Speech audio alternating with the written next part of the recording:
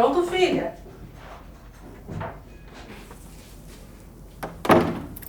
Tchau, Tu, tchau, Pan. E você tá?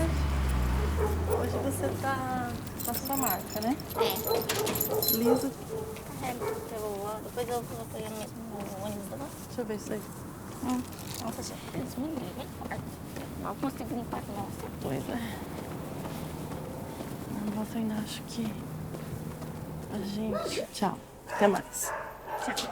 Depois você me liga, tá? Tá. Bom trabalho. Obrigada. Eu moro aqui no Jardim Helena, nasci aqui também. E agora são 10 para 6 da manhã. Eu acabei de deixar minha filha na casa da minha mãe e tô indo trabalhar. Pretendo chegar às 9 horas no trabalho.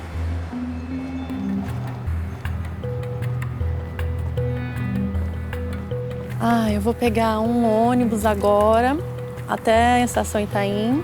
Depois eu vou pegar o trem até a estação Tatuapé. No Tatuapé eu vou pegar outro trem até a Luz.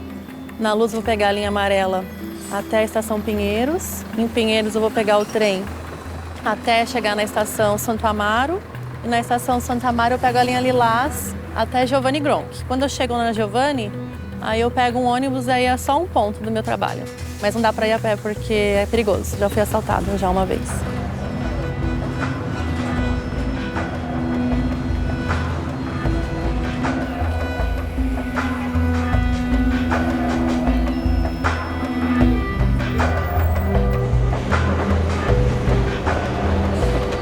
Eu sou analista dos sistemas e eu trabalho com uma processadora de cartões. Eu trabalho já há 10 anos nessa empresa. Eu encontro emprego, mas o emprego que eu encontro aqui não tem nada a ver com a minha área. Seria para trabalhar em escola, em lojinha, então não é fácil. Para minha área, mesmo Zona Sul, ou se fosse para Alphaville, que daí seria muito mais difícil eu chegar. Então, por enquanto, é a melhor opção para mim.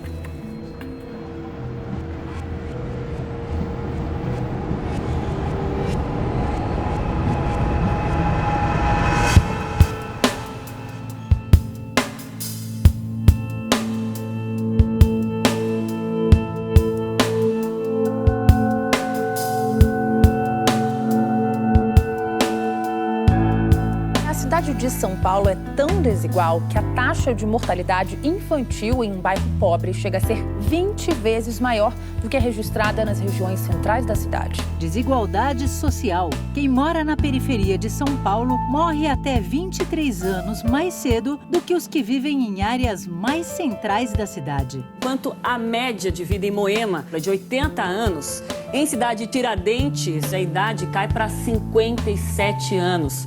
Os 23 anos a menos de vida em áreas periféricas deixam essas regiões com uma expectativa de vida menor do que em países pobres, a exemplo do Congo, na África. O luxo e as oportunidades que moram do outro lado da cidade deixam esses paulistanos no páreo com a expectativa de vida de um país como a Áustria, por exemplo. Moradores de bairros mais distantes do centro esperam em média 75 dias para passar por uma consulta com um clínico geral na rede pública de saúde. É como se a gente morasse numa cidade com várias cidades dentro dela. Que onde o serviço público mais é necessário, com qualidade, é onde ele mais está ausente, não só em São Paulo, né?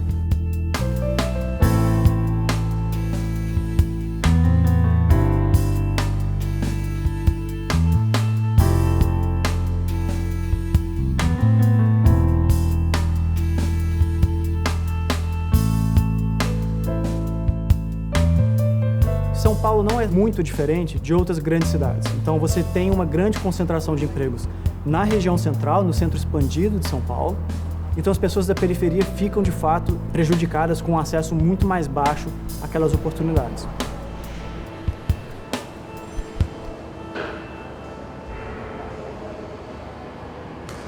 As pessoas deveriam trabalhar, morar, ter o lazer, a educação na mesma região em que estão situadas. Me agride muito escutar relatos de uma pessoa que passa mais de 2 horas para ir ao trabalho, mais de 2 horas para voltar ao trabalho.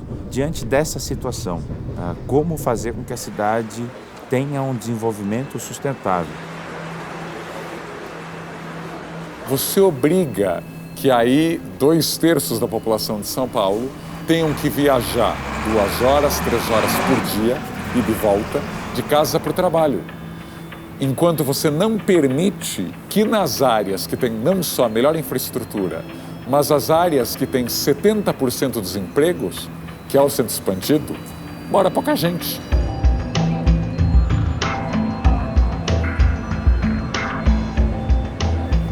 Nós não juntamos na cidade aleatoriamente, nós nos juntamos por uma dimensão humana de fazer a cidade ser para todos. Mas, infelizmente, as cidades latino-americanas, elas caminharam por outro caminho, um caminho perverso. Então, a cidade fica sendo realmente de exclusão e gerou essa esquizofrenia que eu digo. Então, a cidade se transformou entre cidade central e cidade periférica. A separação não é só física e econômica, ela é uma separação muito maior, uma separação cultural, ideológica. E aí nós fizemos uma cidade triste. A verdade é isso.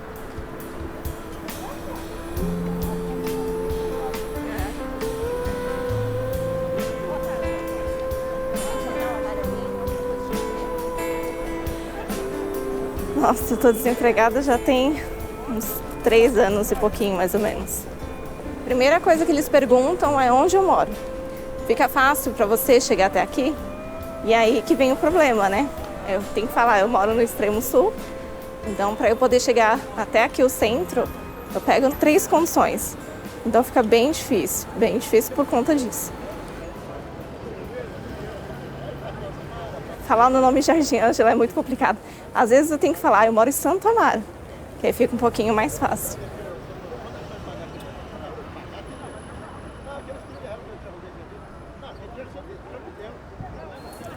Dá um desânimo muito grande, muito grande. São várias entrevistas, vários currículos, muito não, né? Mas a gente não pode desistir, né?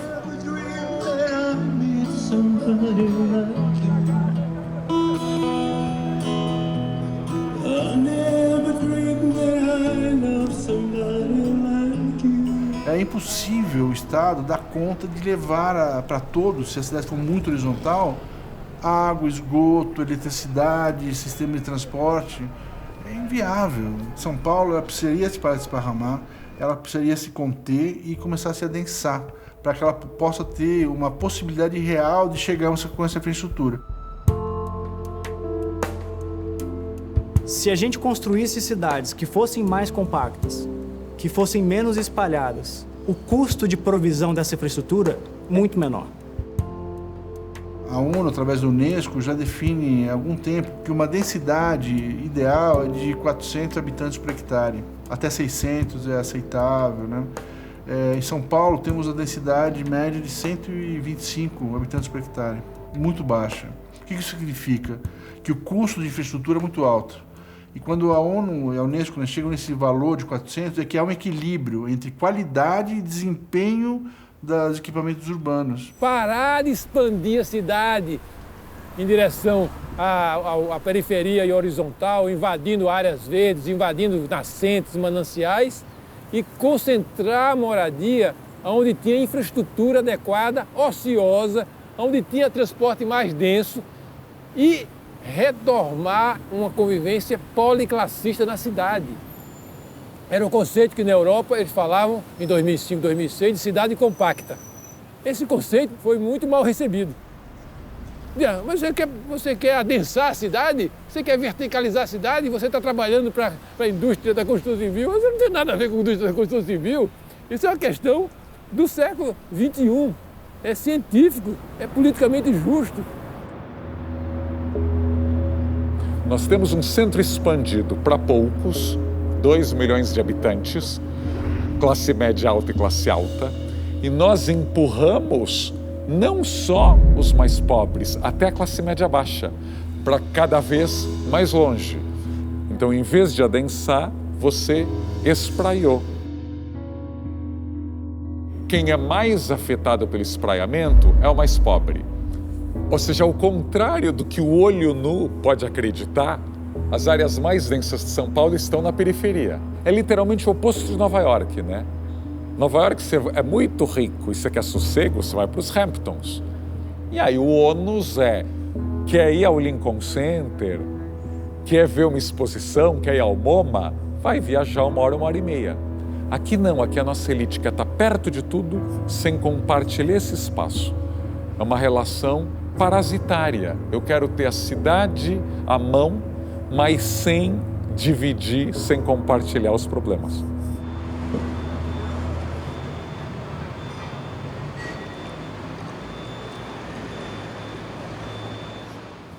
Esse aqui ele já vem com o piso nivelado.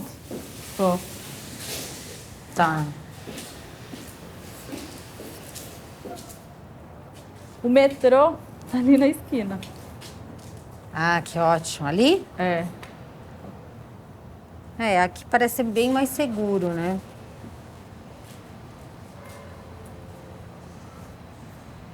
Quanto que dá a conta? Faz a conta pra mim. 113 a 12.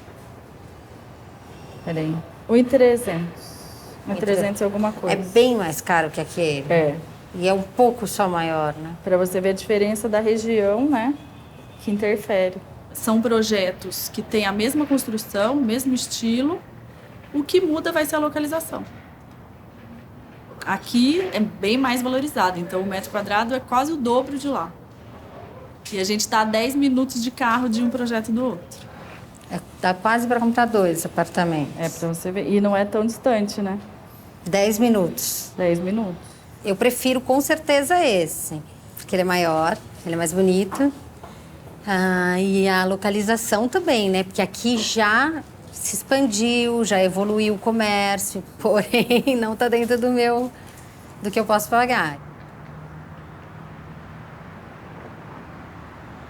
A construção de um apartamento, vamos supor, de 60 metros quadrados, aqui no Itaim ou em Sapopemba, né, custa exatamente igual. O que difere é a cota do terreno.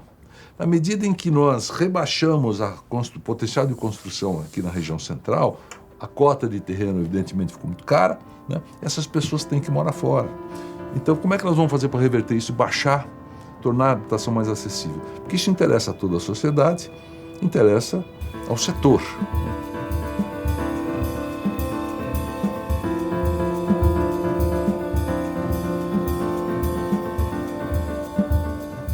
A cidade intramuros, aquela o centro expandido, chamado assim, que é muito grande, hein? Ela tem 250 quilômetros quadrados, é 4,5 vezes o tamanho de Manhattan e 2,5 vezes o tamanho de Paris. Ou seja, é uma cidade generosa, uma região generosa. Essa região perdeu 400 mil habitantes. Isso é cruel, isso é inadmissível. São Paulo perdeu 400 mil habitantes em 30 anos. Né? Por que isso aconteceu? Porque a casa aqui ficou muito cara. Se essa São Paulo tradicional tiver a mesma densidade da São Paulo extramuros, cabe 1.100.000 pessoas aqui. Aqui a densidade tem que ser maior que a periferia. Porque aqui é onde está o trabalho, aqui é onde está o transporte, aqui é onde está a saúde. Quando nós fomos analisar a classe média, dos 7 milhões de habitantes que São Paulo tem de classe média, dos 7 milhões, apenas 2 milhões hoje moram na cidade de Intramuros. 5 milhões estão morando na periferia. Então, nós criamos 17 bairros hiperdensos, todos na franja da cidade, todos, que não tem nenhuma infraestrutura urbana, não há plano diretor, não há taxa de permeabilidade, não há recursos obrigatórios, não há áreas verdes, não há coisa nenhuma, né? Isso nós ignoramos, quer dizer, não podemos viver com isso, mantendo a vitrine aqui, o nosso stand de venda, dizendo que está tudo bem. Isso aqui é uma ficção. A São Paulo Intramuros é uma ficção. Isso só vive em 22% da cidade aqui. 78% moram nessa periferia, sem a mínima condição. Então, qual é a nossa razão ética e moral de preservar isso à custa da desgraça da população que está morando na periferia?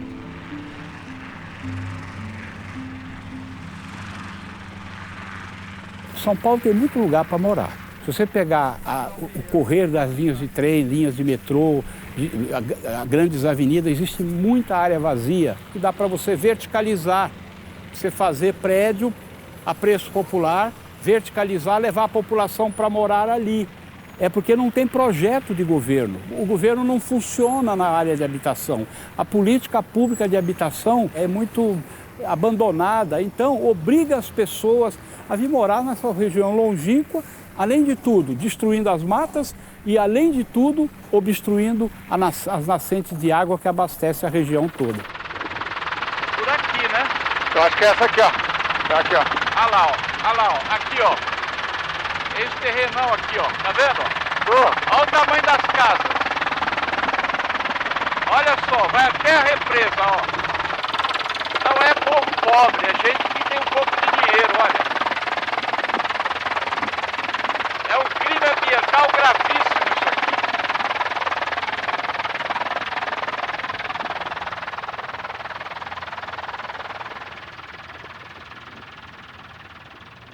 Esse movimento de ocupação da periferia de forma desordenada e ilegal, isso foi um processo que já vem há quase 30 anos. Agora que a última fronteira que sobrou é Parelheiros. Mas isso aconteceu na Zona Leste, aconteceu na Zona Norte, aconteceu na Zona Oeste, e eram loteadores clandestinos, eram movimentos políticos populares, muitos partidos políticos, seja de esquerda ou de direita, apoiaram esse tipo de ocupação durante muito tempo.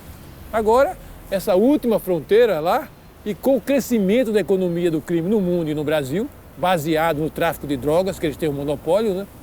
Então, a economia do crime começou a concorrer com os políticos e com os movimentos populares que faziam esse tipo de ocupação por falta de uma política correta de habitação para o povo. Os terrenos protegidos por leis ambientais que foram parar nas mãos do crime organizado. Áreas de mananciais foram ocupadas pelo crime organizado, ameaçando o abastecimento de água de mais de 6 milhões de pessoas, na maior zona metropolitana do país.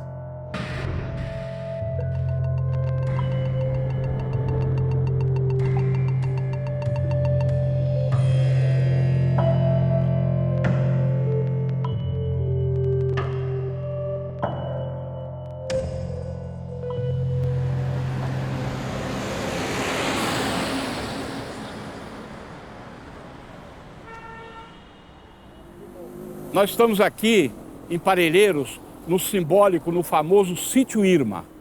Atrás desses muros, 140 mil metros quadrados de área de manancial, com um pequeno pasto, grande parte de Mata Atlântica e 2 nascentes grandes. Esse sítio foi vendido pelo seu dono para um grupo criminoso organizado que derrubou a mata, loteou a área em cerca de 1000 lotes e estão vendendo tudo ilegalmente, tudo feito ilegalmente. Então aqui é um exemplo muito simbólico da destruição, da devastação da Mata Atlântica, da região sul, da região de mananciais de São Paulo. A propaganda é aberta, ó. Isso aqui é venda em outro local. Tudo clandestino.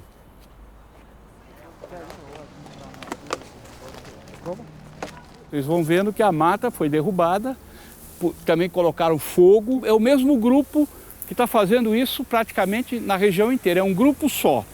E aí, a venda dos lotes aqui, se venderem todos os lotes, eles devem arrecadar aqui em torno de 27 milhões de reais do loteamento criminoso, clandestino, ilegal, feito por uma quadrilha do crime organizado que comprou essa área de um antigo proprietário e que está devastando, olha. E o poder público inerte, o poder público não consegue impedir, porque a polícia vem, eles fogem, depois voltam, quer dizer, não tem governo, não tem prefeitura, não tem estado, a mata está indo para o chão. Eu já tive ameaça de morte, já foram 10 ameaças de morte. Eu não tenho medo, tanto é que eu estou aqui, certo? Eu tenho cuidados. Na verdade, o crime organizado é uma empresa em busca de lucro e de bons negócios. Não é? Houve uma omissão do Estado histórica o Estado esquece da periferia, esquece de determinados locais e ali acabam sendo ocupadas grandes áreas e loteadas ilegalmente. Então é um bom negócio.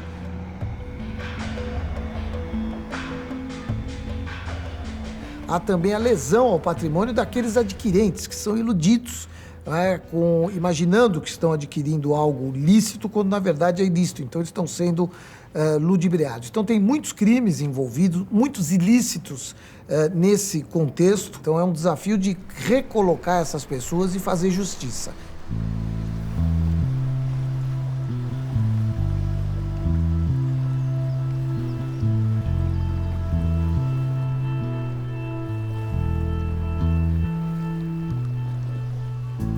Antes da necessidade social de morar, tem a necessidade social de viver. E sem água ninguém vive. É isso que eu prego para todo lado. E o governo tem que tomar uma atitude. Tem que ver uma política habitacional para as pessoas que precisam morar. Tem que tomar vergonha na cara e oferecer casa a preço condizente para o povo. O povo está pagando. Só que em vez de pagar uma escritura dele, está pagando para o crime organizado fazer esse crime ambiental aqui. Então é uma lógica perversa.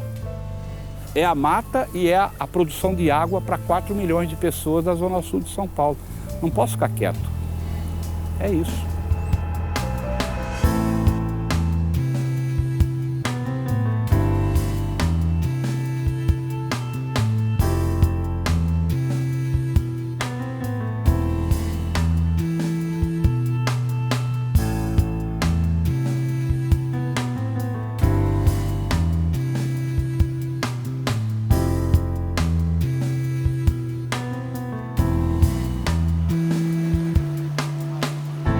A gente ganhou, de fato, o nome Parque dos Búfalos, né? Mas só tem uma placa e não tem um parque ainda. Queríamos um parque de 1 milhão de metros quadrados. Eles construíram na metade do parque e nos entregaram 550 mil metros, ainda não implantados de parque. Ao todo, são 4 anos, né, esperando esse parque acontecer. Construíram 193 prédios em área de manancial, em cima de 19 nascentes, Mata Atlântica. Então você tem aí um monte de gente amontoada, sem espaço de lazer, sem educação. Nós não temos uma casa de cultura na região. Ou seja, é um depósito de gente.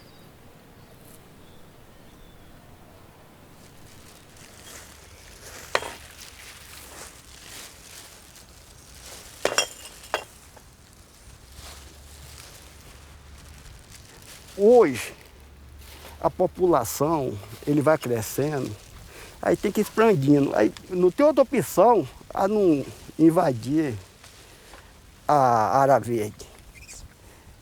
Não é o certo, mas você não tem outra opção. A própria prefeitura, ela vai empurrando a pessoa, devagarzinho, devagarzinho, a pessoa não está percebendo. Quando vê, a pessoa está tudo dentro da represa. Se não for nós aqui, tipo, o parque já teria acabado, na verdade.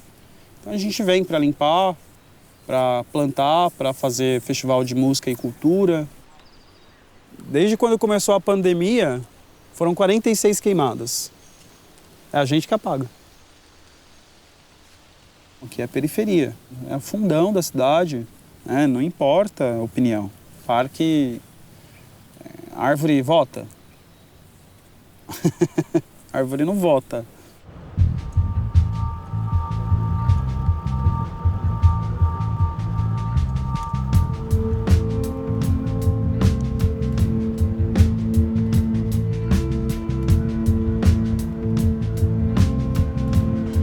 Eis aqui o futuro Parque Augusta. Isto tomou a redondeza aqui e acabou virando uma causa de conhecimento internacional.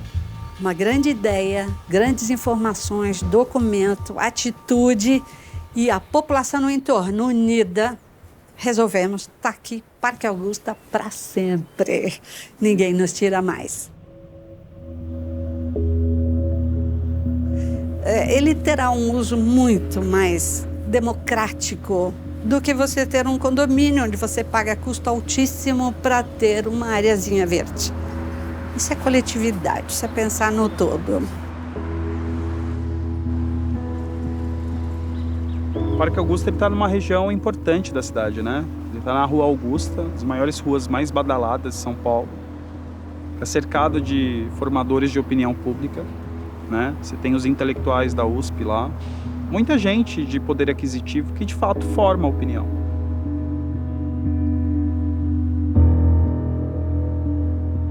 Você mobilizou prefeitos, no plural, você mobilizou a Câmara Municipal, as incorporadoras que eram donas do terreno, para fazer um parque numa área que, num raio de 2 quilômetros, tem Praça Buenos Aires, Praça Roosevelt, Parque Trianon, Parque Mário Covas e por aí vai. Não é exatamente uma área carente da cidade. No Campo Limpo, em Itaquera, não há essa mobilização dos poderes, né? E Parque dos Búfalos, Parque Paraisópolis, Heliópolis. Agora, esse tipo de distribuição de impostos às avessas é muito comum na cidade, né?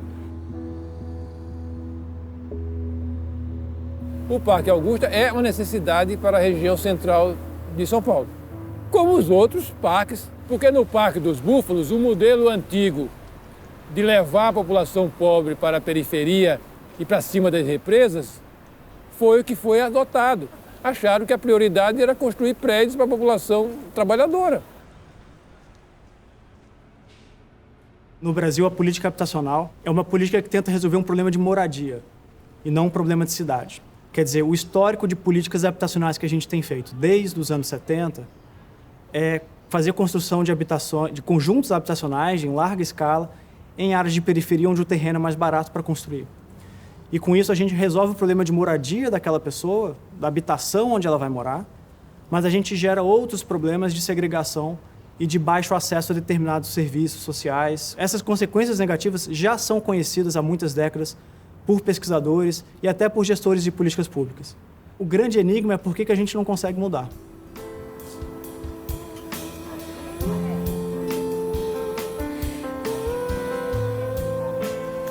A habitação é o maior ativo existente no planeta Terra. Aquele ativo ele está circulando na economia e gerando riquezas. Enquanto que em países pobres, como é o Peru, como é o Brasil, como são outros países, a habitação normalmente ela é irregular, não tem título, não tem capacidade de financiamento. Ele é um ativo morto que não funciona na economia. Então isso prende o país no seu desenvolvimento, porque ele não tem eficiência de capital.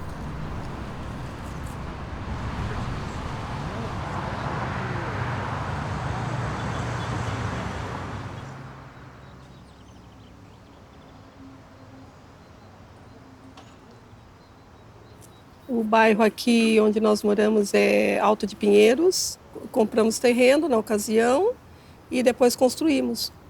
E uma ocasião eu resolvi vender. Achei que ia dar muito trabalho, que ia ficar muito grande e resolvi vender. Tinha muito imóvel para vender e dificultou.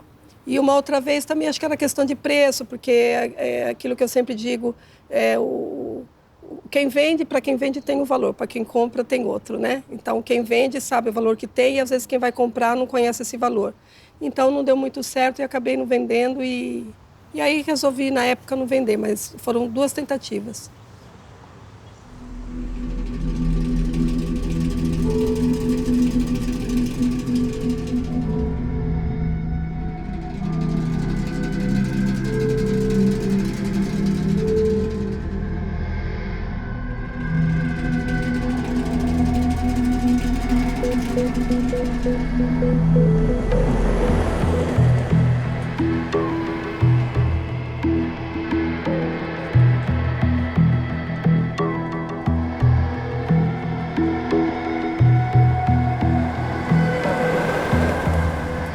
Eu não acho que defender bairros privilegiados é virar as costas para o resto da cidade.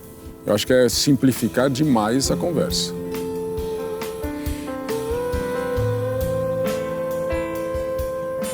Eu acho injusto se preservar as áreas eminentemente residenciais de São Paulo a custo de mandar a população para a periferia.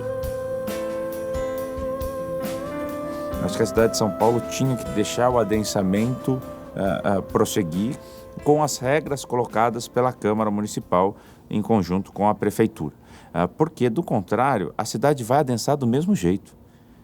Só que adensa de forma desordenada. Então, assim, não tem como evitar. Pelas leis dos últimos 60 anos, o Copan não existiria. O Itália não seria aprovado, nem o Conjunto Nacional, os prédios socialmente mais responsáveis da cidade.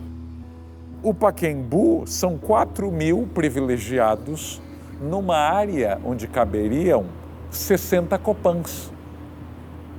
Ou seja, o Copan tem a mesma população do Pacaembu inteiro. Tem algo errado, né?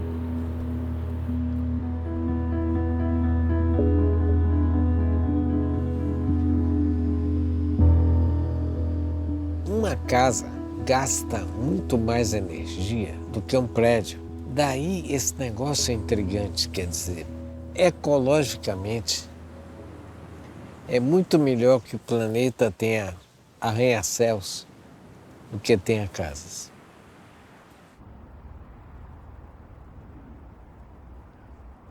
Então a gente, em tese, se tivesse uma cidade mais compacta e mais vertical, a gente não teria ocupado os nossos mananciais. Mas não me parece que esse é o caminho que a legislação produzida para as cidades tem oferecido. Me parece que a gente pode estar reconfinando a pobreza a só subir um patamar. Você sai da favela para entrar numa unidade que foi construída só para o favelado. Eu acho que a gente pode muito mais do que isso. A gente pode produzir favela como produzimos, ou a gente pode quebrar esse ciclo e dizer o seguinte: a gente vai produzir cidade, que comporta todo mundo.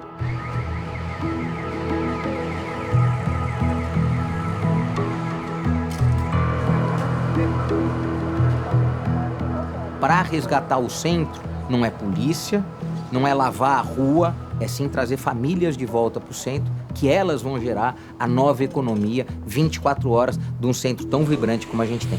A gente esvaziou e passamos a tratar como Cracolândia a região mais dotada de infraestrutura, e a periferia passou a ser superlotada e sem nenhuma infraestrutura.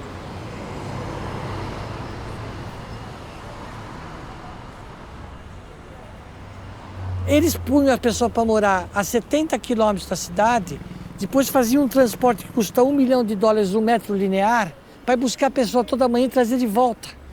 Eu acho que no futuro eles vão olhar e pensar que a gente não batia muito bem, não tinha o raciocínio claro.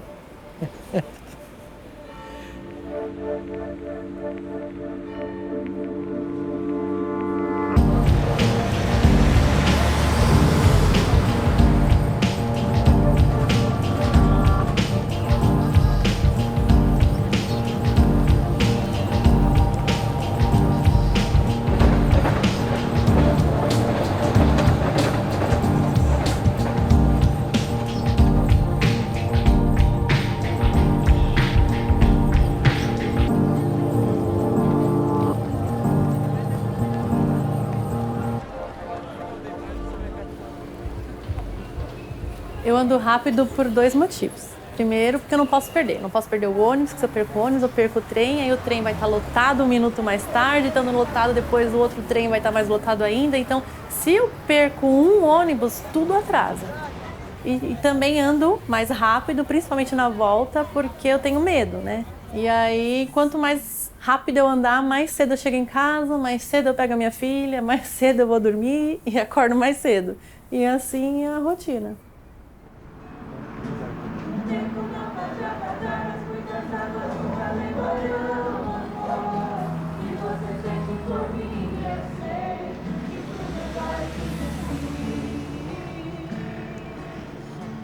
Lisa!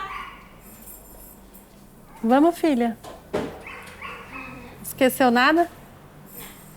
Mochila?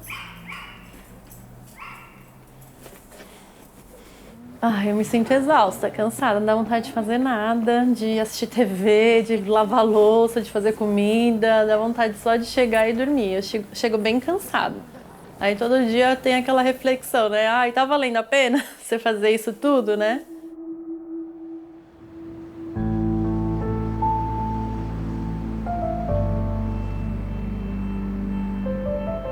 Uma cidade só é boa se ela for boa para as pessoas.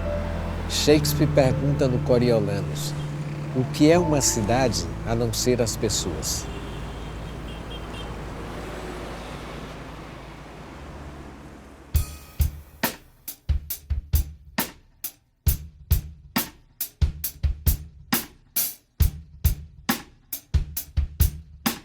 Não existe amor em SP, um labirinto místico, onde os grafites gritam, não dá pra descrever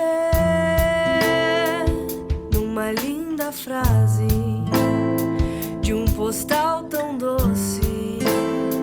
Cuidado com doce, São Paulo é um buquê, porque são flores mortas num lindo arranjo lindo feito pra você. Não existe amor em SP, os bares estão cheios de almas tão vazias, a ganância vibra, a vaidade excita. Devolva minha vida e morra afogada em seu próprio mar de fel.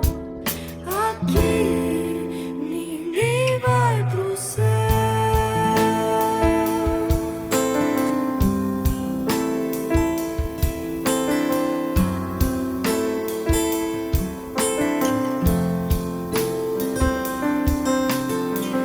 Não precisa morrer pra ver Deus, não precisa sofrer pra saber o que é melhor pra você.